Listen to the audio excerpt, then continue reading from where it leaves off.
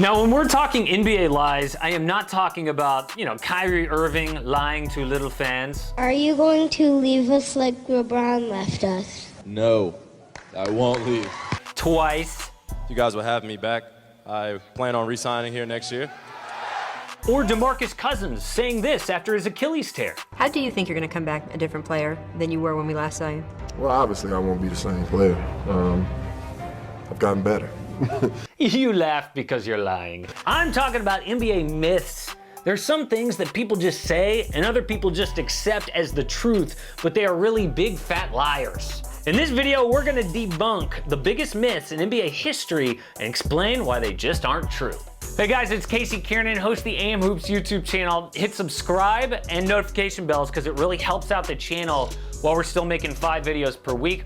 Also, go check out the AM Hoops podcast. Always drop a fresh pod every single Friday morning. We are starting with modern history. The Warriors lost in 2016 because they went after that 73-win record. I cannot stand hearing that the Warriors lost the 2016 finals because they went for 73 wins and they were tired. That's the reason they blew a 3-1 lead to the Cavaliers. There are so many reasons that the Dubs lost that year, and the biggest one would be the play of LeBron James and Kyrie Irving. The Cavs and Dubs were tied in Game 7 with under 2 minutes to go. LeBron James has the biggest block in finals history on Andre Iguodala. Iguodala to Curry, back to Iguodala, up for the layup. Oh, blocked by James. LeBron James with the rejection. After another stop, Kyrie hits the biggest shot in Cavs history. Irving and Curry, one-on-one. Irving puts it up. It's good. Kyrie Irving from downtown. That was just Game 7. In Game 4, Draymond Green punched LeBron down there. He was suspended for flagrant foul accumulation. The Warriors lost the next game, Game 5, without one of their best players.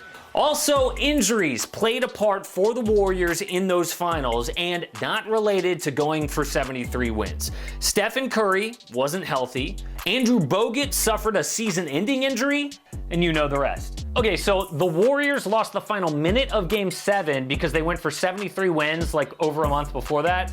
No, that is a huge myth. Stars don't stay in one place like they used to. This is the stupidest myth that I hear. It's not even difficult to prove wrong. I know back in the day, there were some players who were lifers, like Bill Russell or Jerry West. But even back then, Wilt Chamberlain played for multiple franchises. After him, Kareem started as a Buck, ended as a Laker.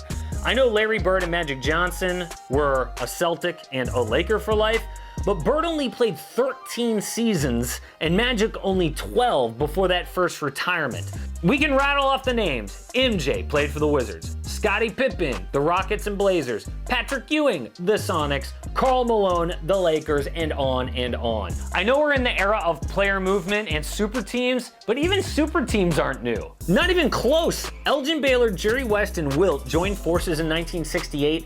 Sports Illustrated in the 60s came up with the term super team. If you ever hear some old timer say, players don't stay with one team like they used to, you know they're full of shit. Michael Jordan had the flu during Game 5 of the 1997 finals. Okay, this one is probably the most accepted and referenced fact on the list, which makes it the biggest lie. One of the greatest games in MJ's career, in Utah that night. 38 points from the GOAT in a 2-point win, battling the flu the whole game. The Bulls clinched that 5th title in Game 6.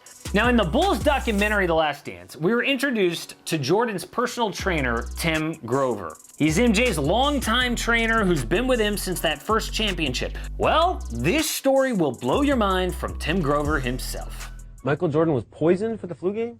Yes, 100% poisoned for the flu. Everyone called it a flu game, but we sat there and we were in the room. We were in Park City, Utah. So the only thing I could find is a pizza place. So he said, all right, order pizza. We ordered pizza. Out of everybody in the room, he was the only one that ate. He's curled up in a fetal position. We're looking at him, finding the team physician at that time, and immediately it's food poisoning, guaranteed, and not the flu. Okay, so I really don't know what to believe there because that is just one man's opinion and so many people call it the flu. But if he's right and Jordan actually had food poisoning, I think that might even be more impressive than the flu. While we're on Michael Jordan, MJ played in a tougher era. Now this lie isn't so much said because of talent in the league, which is ridiculous too, but because of rule changes. You hear so much about hand checking. Back in the day, defenders could put their hand on the offensive player to control him more. Nowadays, guys can hardly be touched. But let's be clear, it's not like players used to be able to foul them in the act of shooting. And no one ever mentions illegal defense. See, back in the 90s, the NBA forced teams to play man-to-man. Teams with a great player like, Michael Jordan, could just put him on one side, everyone else on the other side, and let that great player do his thing. Can you imagine guys like Kobe Bryant or LeBron James, Kevin Durant, whoever, getting to play iso ball whenever they want? Eventually, the NBA got rid of that rule and allowed zone defense. The 2008 Celtics used it to win a championship. Now, I'm not saying that Jordan is not the GOAT, because he is. I am saying, though, that the era he played in was not tougher than today because of the rules, and definitely not because of the talent. Michael Jordan could have been a Houston Rocket. In Akeem Olajuwon's book, he claims that the Houston Rockets almost had Michael Jordan and Clyde Drexler. He says on draft night in 1984, the Trailblazers offered Clyde and the number 2 pick to Houston for Ralph Sampson. Now, Sampson was great, a number 1 pick himself in 1983, a 4-time All-Star, but nothing like Hakeem or MJ. Assuming the Rockets did draft Jordan, they would have had Hakeem, Drexler, and MJ. Okay, so first reason that's a myth is because if that was true, the Blazers did not draft Michael Jordan because they already had Clyde Drexler. They felt like that position was redundant. So what's to say that the Houston Rockets wouldn't have made that same decision and gone with someone else, not MJ? The second reason that is a myth is because since Hakeem came out with that in his book, coaches and front office members of both teams have come out and said that is nothing close to a fact. But it is a pretty fun what if to think about. Ben Simmons kills the Sixers three-point shooting. We all know that fans' biggest beef with Ben Simmons is that he doesn't shoot threes. I get that it's frustrating, especially when we see video of him in the offseason hitting threes, or before games making a million of them in a row. But the fact that he doesn't take them in games does not affect his team's three-point shooting, which I admit is actually pretty crazy. Since Ben Simmons played his first game, 35.1% of the Sixers shots are from 3 with him on the floor, 34.3% from downtown when he's off the court, meaning they take 1% fewer threes with Ben off the court. Their 3-point percentage when he's on the court, 35.5. When he's off it, 36.5, only slightly better. In fact, the only thing that really changes when Ben is on the court for Philly is that they take fewer shots from mid-range, take about 5% more at the rim, which analytics will tell you is actually a good thing. So by the numbers, Ben Simmons is actually better for the Sixers' shot selection when he is on the court.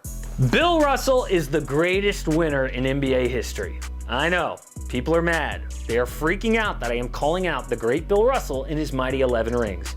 And make no mistake, he's an all-timer, both in skill and in basketball IQ. But if we're talking win percentage, it made news after the latest champions were crowned that Kawhi Leonard actually has the highest win percentage of all time at 75.4% of his games. That is like Kawhi averaging a 62-win season every year he's been in the league. My God. But, of course, people claim Bill Russell's the GOAT of winning because of his 11 titles. A record that will never be broken because Russell played in a totally watered-down era. Over his time, there were about 10 teams in the NBA, compared to 30 today.